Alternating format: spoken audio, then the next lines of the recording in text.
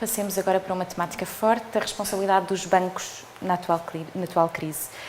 Eu aproveito novamente para relembrar que nós continuamos a receber perguntas através do mail direto@esquerda.net, através do Facebook do esquerda.net e do Twitter do Bloco.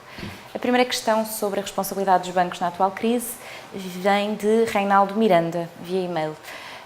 Reinaldo Miranda diz o seguinte: ouvimos o Primeiro-Ministro a falar num novo imposto para o setor bancário. Qual é a percentagem desse imposto e em que medida serão aplicados, caso existirem, de facto? O Primeiro-Ministro nunca quis precisar, agora sabemos que é um imposto muito marginal sobre o passivo dos bancos e, aliás, o Presidente da Caixa Geral de Depósitos veio logo dizer que se houver imposto sobre os bancos, nós passamos-lo para os clientes e os clientes pagam em comissão a diferença dos impostos. A banca tem feito isto sempre.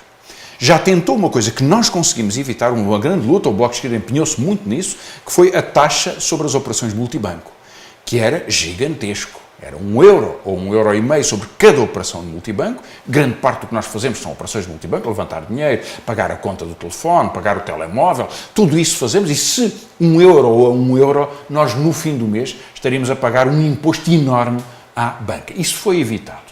Mas nas comissões, nos spreads do empréstimo da habitação, estão sempre a aumentar estes encaixes de impostos e enfim, de ajustes que a banca faz.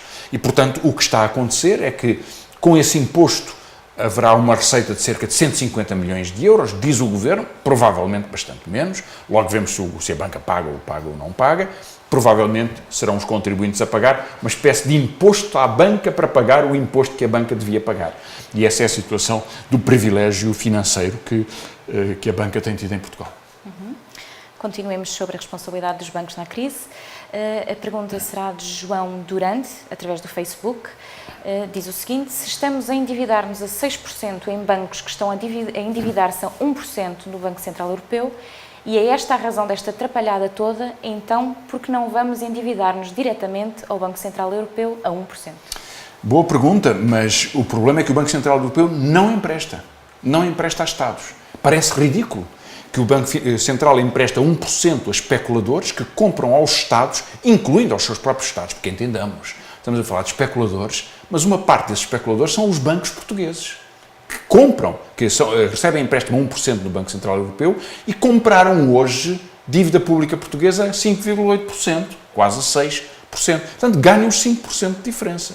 Simplesmente o Estado não tem o direito, segundo as regras absurdas da União Europeia e do Banco Central Europeu, de pedir ele próprio emprestado ao Banco Central Europeu.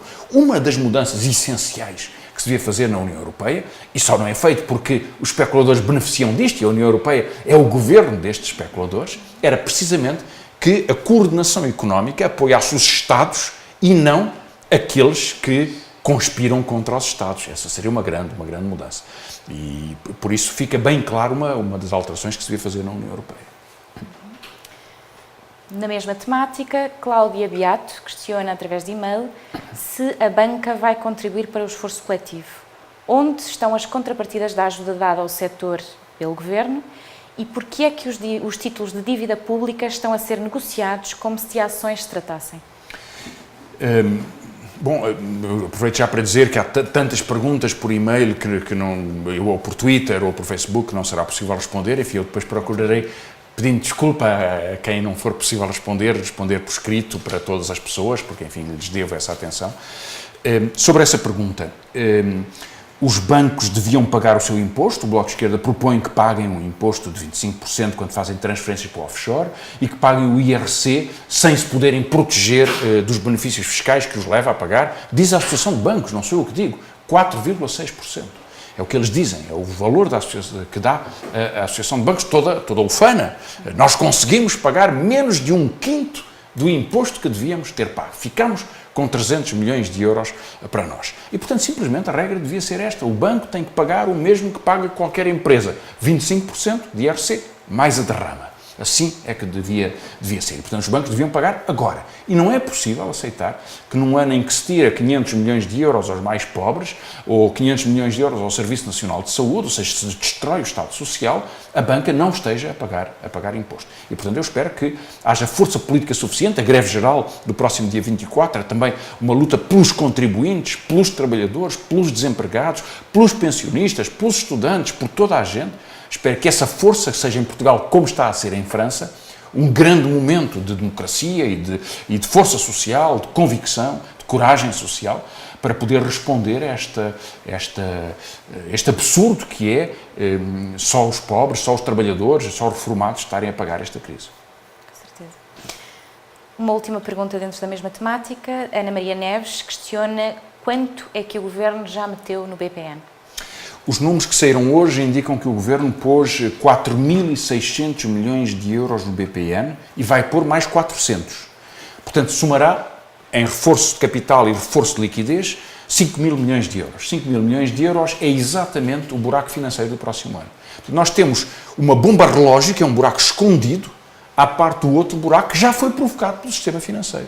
Então, o sistema financeiro massacrou a economia do país e deixou-nos uma bomba relógio ao mesmo tempo, que é o buraco do BPN, mais o buraco do BPP, porque o Estado também perdeu 450 milhões de euros no BPP, no Banco Privado Português. Portanto, são perdas gigantescas que o Governo agora quer disfarçar contabilisticamente, adiando pagamentos para daqui a 2 anos, 3 anos, 10 anos, ao longo do tempo. Mas um dia terá que ser pago. E, portanto, todas as dívidas se pagam e a dívida é sempre o contribuinte que paga se é a Caixa Geral de Depósitos, ou seja, se o Banco Público perde neste contexto. Portanto, esse buraco nem sequer é contabilizado em termos daquilo que é o Orçamento de Estado para 2020? Não está a ser contabilizado, está a ser escondido.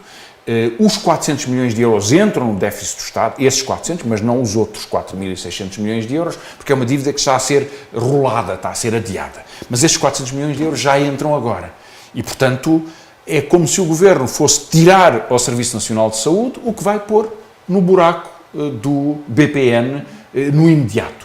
E, portanto, percebemos bem o desequilíbrio que há entre a preocupação com as pessoas e a preocupação com o sistema financeiro que prejudicou tanto o país e que não foi punido, não foi penalizado, não houve uma nacionalização, enfim, dos interesses rentáveis daquele grupo, quer dizer, que provocaram o colapso de um banco e desapareceram. E não pagaram nada. Não deixaram nada. E, portanto, não houve nenhuma responsabilização e isso é gravíssimo.